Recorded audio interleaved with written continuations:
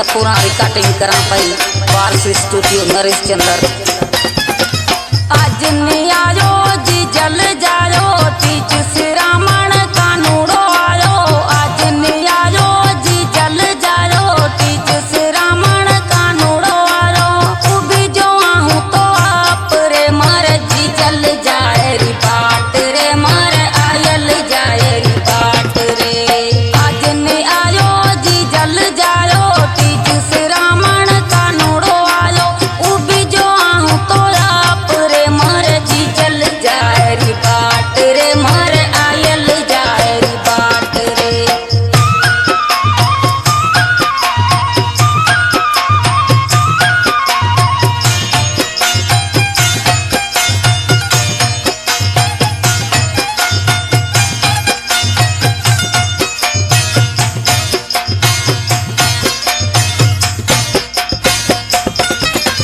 DJ सहेले लोडा लुडे पे हूँ तो रही परदेश में।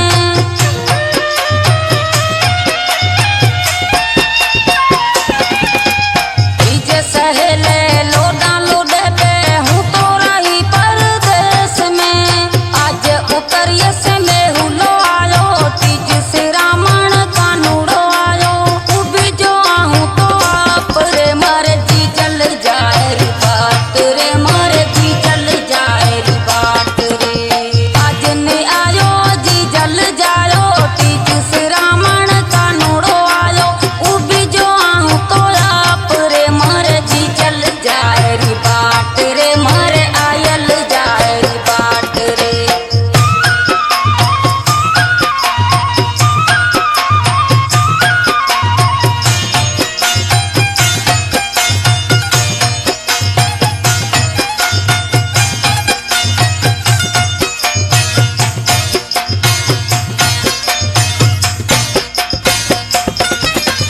आज आंगणिया ते हाडयो बोले उड पखीड़ा धीरयो आवे।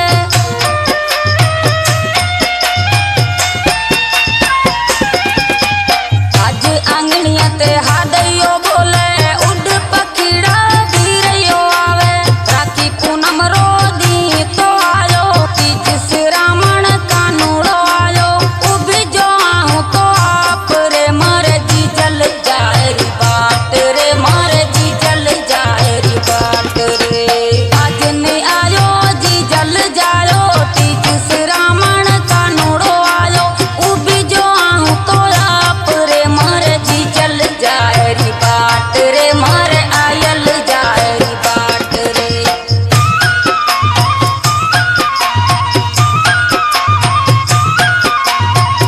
ये लोकगीत री फरमाइश डाडू राम कस्तूराणी ऐं देवराज कस्तूराणी ऐं परशुराम कस्तूराणी दिलीप कुमार कस्तूराणी कृष्ण कुमार कस्तूराणी सुखदेव कस्तूराणी ऐं नंढड़ो शहदेव कुमार कस्तूराणी वरी फरमाइश। कस्तूराणी गाम डाबीरो